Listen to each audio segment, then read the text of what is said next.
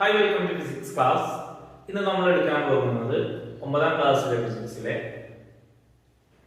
രണ്ടാമത്തെ പാഠത്തിലെ കുറച്ച് ചോദ്യങ്ങളും ഉത്തരങ്ങളുമാണ്. നമ്മൾ കഴിഞ്ഞ ക്ലാസ്സിൽ കുറച്ച് ചലന സമവാക്യങ്ങളുമായി ബന്ധപ്പെടുത്തിയിട്ട് കുറച്ച് ചോദ്യങ്ങളും ഉത്തരങ്ങളും ഞാൻ നിങ്ങൾക്ക് തന്നിരുന്നു. അപ്പൊ ഇന്ന് നമ്മൾ ചെയ്യാൻ പോകുന്നത് ചലന സമവാക്യങ്ങളിൽ എന്ന പാഠത്തിലെ ലെറ്റസ് അസസ് വിലയിരുത്താം എന്ന ഭാഗത്തെ കുറച്ച് ചോദ്യങ്ങളും അവയ്ക്ക് എങ്ങനെ ഉത്തരം കണ്ടെത്താം എന്നുള്ളതുമാണ് നമ്മൾ ഡിസ്കസ് ചെയ്യുന്നത്. ഒന്നാമത്തെ ചോദ്യം എന്താണ്? സ്ഥാന സമയ ഗ്രാഫ് വരയ്ക്കാനാണ് അല്ലെ. അപ്പൊ നമുക്ക് പട്ടിക തന്നിട്ടുണ്ട് അല്ലെ. ഓരോ സമയത്തും വസ്തുവിന്റെ സ്ഥാനം എത്രയാണ് നമുക്ക് തന്നിട്ടുണ്ട്. അപ്പൊ നമ്മൾ ആദ്യം എന്ത് ചെയ്യണം? ഗ്രാഫില് എക്സ് അക്ഷം വൈ അക്ഷം വരക്കണം.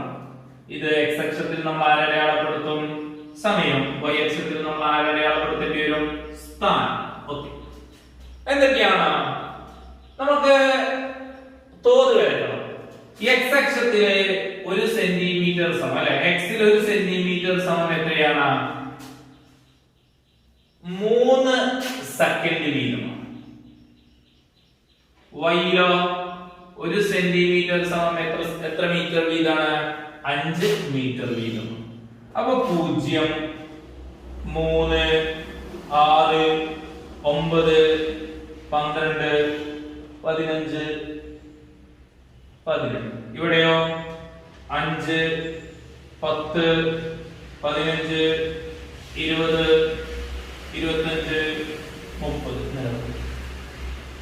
അപ്പൊ നമുക്ക് 0, 0, 3, 5 അല്ലെ. 3, 5, 6, 10,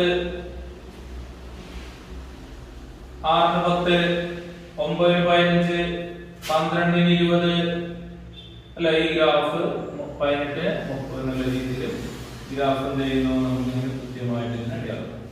അപ്പൊ എല്ലാവരും ഈ ഗ്രാഫ് പേപ്പറിലോ അല്ലെങ്കിൽ ടെക്സ്റ്റ് ബുക്കിലോ നോട്ട് ബുക്കിലോ എന്ത് ചെയ്യണം? ഇത് വരച്ച്. രണ്ടാമത്തത് ഇത് നോക്കൂ, വേഗ സമയ ഗ്രാഫ് വരയ്ക്കാനാണ് അല്ലെ. വേഗ സമയ ഗ്രാഫ് നമ്മൾ എങ്ങനെയാ വരയ്ക്കുക? എന്തൊക്കെയാണ്? അവിടെ നമ്മൾ ആദ്യം എക്സ് അക്ഷം വൈ അക്ഷം. ഇവിടെ എന്താണ്? സമയം. ഇവിടെ വേഗം അല്ലെ. വേഗ സമയ ഗ്രാഫ് 0 നോക്കൂ, തോത് വരക്കണം അല്ലെ. ഇവിടെ തോത് അടയാളപ്പെടുത്തണം. തോത് എന്താണ്? ഈ എക്സില് 1 സെന്റിമീറ്റർ സമം എത്രയാണ്? 2, 4, 6. അപ്പൊ 2 സെക്കൻഡ്. വൈയില് 1 സെന്റിമീറ്റർ സമം എത്രയാണ്? 10, 15, 20 അങ്ങനെ പോകുന്നത്. അപ്പൊ 5 മീറ്റർ പെർ സെക്കൻഡ് ആണ് വേഗത, മീറ്റർ പെർ സെക്കൻഡ്. അപ്പൊ 0, 2, 4, 6, 8, 10. ഇവിടെ 5,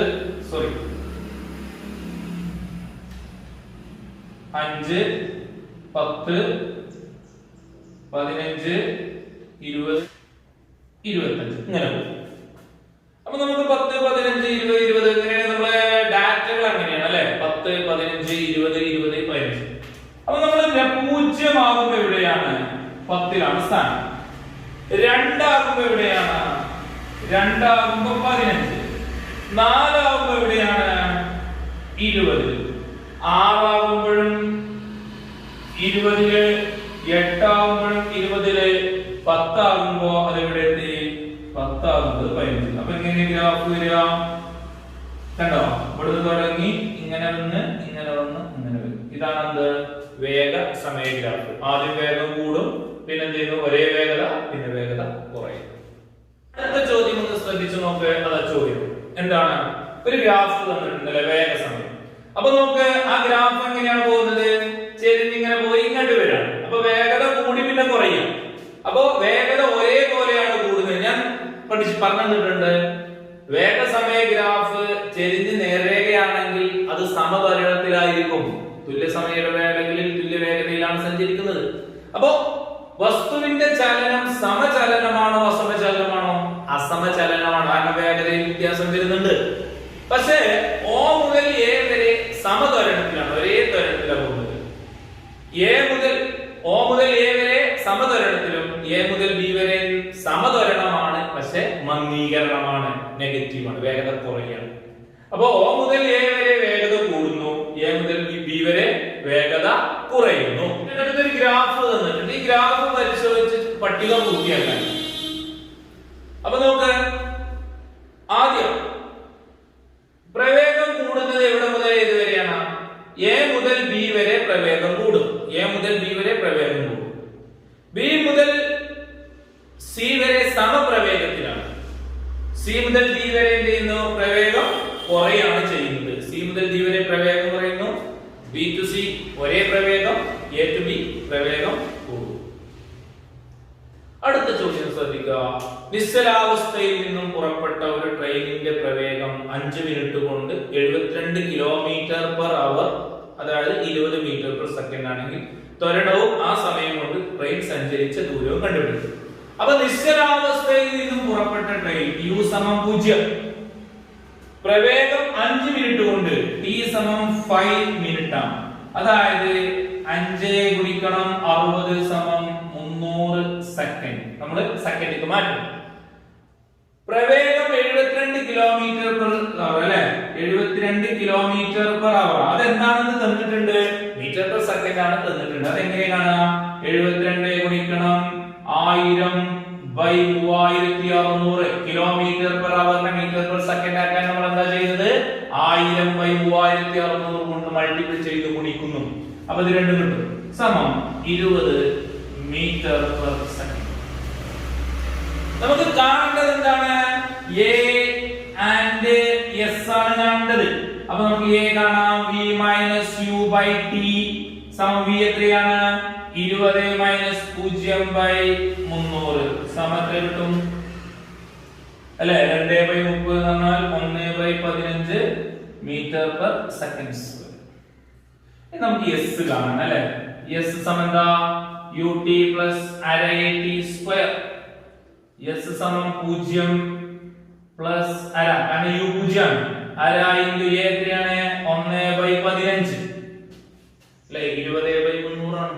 1/15 into t സ്ക്വയർ 300 സ്ക്വയർ സമം 2/15 എത്രയാണ് കിട്ടുക നമുക്ക്? 1/30 into 300 into 300 സ്ക്വയർ 300 into 300 എളുപ്പത്തിന് വേണ്ടി. അപ്പൊ ഇവിടെ നമുക്ക് വെട്ടിച്ചേർത്താൽ എത്ര കിട്ടും? 10 കിട്ടല്ലേ. 300/30 എന്ന് പറഞ്ഞാൽ 10 ആണ്. അപ്പൊ നമുക്ക് 10 into 300 എന്ന് കിട്ടും. സമയത്ത് കിട്ടി 3000 മീറ്റർ സമം 3 കിലോമീറ്റർ. അപ്പൊ ട്രെയിൻ സഞ്ചരിച്ച ദൂരം എത്രയാണ്? 3 കിലോമീറ്റർ. അടുത്ത ചോദ്യം ശ്രദ്ധിക്കുക. 18 km/h, അതായത് 5 m/s നിന്ന് 5 സെക്കൻഡ് കൊണ്ട് 54 km/h, അതായത് 15 m/s പ്രവേഗത്തിൽ എത്തിയ കാറിന്റെ ത്വരണവും സ്ഥാനാന്തരവും കണ്ടുപിടിക്കുക. അപ്പൊ കാറിന്റെ ആദ്യ പ്രവേഗം u സമം എത്രയാണ്? 18 km/h സമം 5 m/s. ഓക്കേ, t സമം 5 സെക്കൻഡ് ആണല്ലേ, 5 സെക്കൻഡ്. v അന്ത്യപ്രവേഗത്തിലാണ് 54 km/h, അതായത് 15 m/s. നമുക്ക് ആദ്യം a കാണണം. എന്താ? v - u/t സമം 15 - 5/5 സമം 10/5 സമം 2 m/s². s ut plus half at square, ut plus half at square, u എത്രയാണ്? 5 into t എത്രയാണ്? 5 plus half into 2 into 5 square. 25 plus 2 cancel ചെയ്ത് കഴിഞ്ഞാൽ 25, which is equal to 50 meter. Let us check another question. 4 graph തന്നിട്ടുണ്ട് അല്ലേ. ഒന്നാമത്തേത് പ്രവേഗ സമയ ഗ്രാഫാണ്, പ്രവേഗം കുറയും. രണ്ടാമത്തേത് നമുക്ക് സമപ്രവേഗത്തിൽ ഒരേ പ്രവേഗത്തിലാണ് സഞ്ചരിക്കുന്നത്. മൂന്നാമത്തേത് നമുക്ക് പ്രവേഗം കൂടാണ്, 0 നിന്ന് ഇങ്ങനെ മേലേക്ക് പോവാണ്. നാലാമത്തെ എന്താ? പ്രവേഗം ഇങ്ങനെ വ്യത്യാസപ്പെട്ടുകൊണ്ടിരിക്കണം. പ്രവേഗം കൂടുന്നു കുറയുന്നു, കൂടുന്നു കുറയുന്നു. അപ്പൊ സമപ്രവേഗത്തെ സൂചിപ്പിക്കുന്ന ഗ്രാഫ് ഏതാണ്? സമപ്രവേഗത്തെ സൂചിപ്പിക്കുന്ന ഗ്രാഫ് 2 ആണ്. രണ്ടാമത്തെ ഗ്രാഫാണ് സമപ്രവേഗത്തെ സൂചിപ്പിക്കുന്നത്.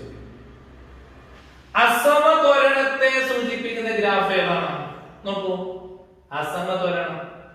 ത്വരണം വ്യത്യാസപ്പെടുന്നു. ആദ്യ പ്രവേഗം കൂടി, അപ്പൊ ഒരു ത്വരണം, പിന്നെ ഇങ്ങോട്ട് കുറഞ്ഞു, അപ്പൊ ത്വരണം മാറി. അപ്പൊ അസമത്വരണത്തെ സൂചിപ്പിക്കുന്ന ഗ്രാഫ് ഏതാണ്? ഗ്രാഫ് 4 ആണ്. നാലാമത്തെ ഗ്രാഫ്. കാരണം ആദ്യം ഒരു പ്രവേഗം, ആദ്യം ഒരു ത്വരണം, പിന്നെ വേറൊരു ത്വരണം, പിന്നെ വേറൊരു ത്വരണം. അപ്പൊ ത്വരണം എങ്ങനെ മാറിക്കൊണ്ടിരിക്കും അല്ലെ? പ്രവേഗത്തിലുള്ള വ്യത്യാസത്തിനനുസരിച്ച് ത്വരണം എങ്ങനെ മാറും?